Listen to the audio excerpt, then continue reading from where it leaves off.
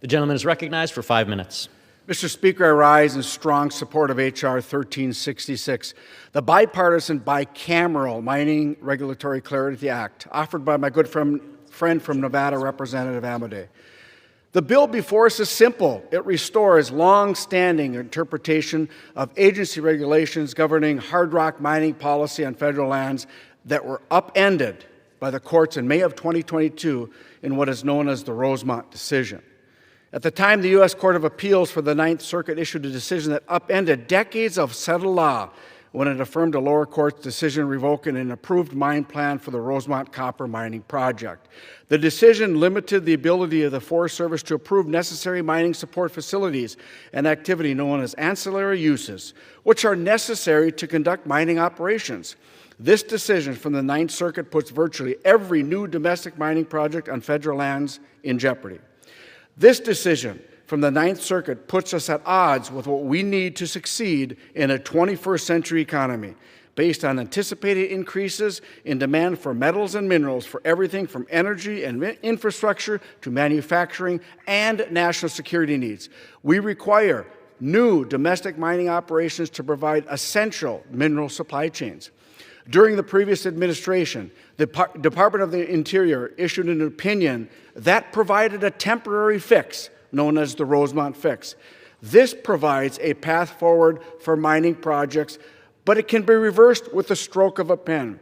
Domestic mining projects are multi-decade investments. Mining companies that invest hundreds of millions of dollars in a project require regulatory certainty and clarity. Mr. Speaker, considering this, why would a mining company invest here in the United States without this certainty they will actually be able to develop a project? That's why the bicameral, bipartisan Mining Regulatory Clarity Act is necessary. The only way to fix the 2022 court decision is to codify the fix in law. This legislation, contrary to what some of my colleagues will argue, doesn't create new domestic mining policy. It simply builds regulatory certainty and reinstates the longstanding interpretation of the mining law and the agency regulations that were law of the land before being misinterpreted by the courts.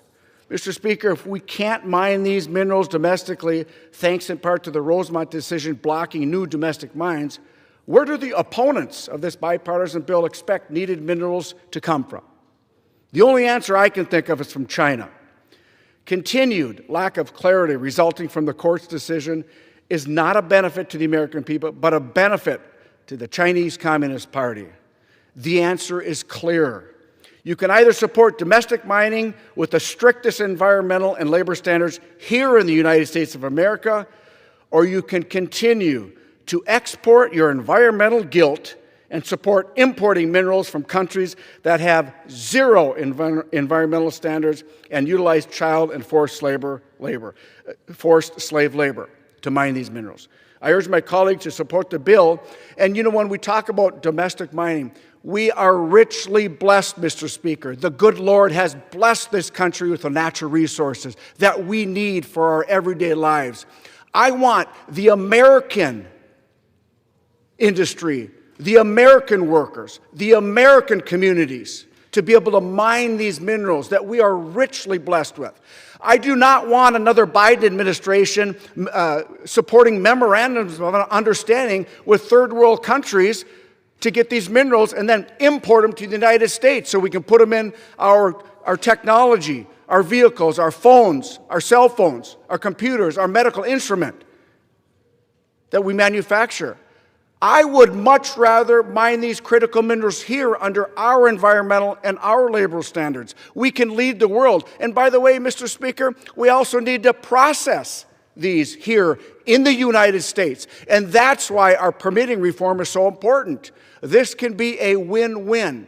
And my colleagues on the other side of the aisle, as long as we don't mine here, as long as we put up every single roadblock, they're happy. They'll sit at this in this House of Representatives and say, we support mining, so long as it never happens, so long as the bureaucratic nightmare, the blue tape continues where we can't mine here.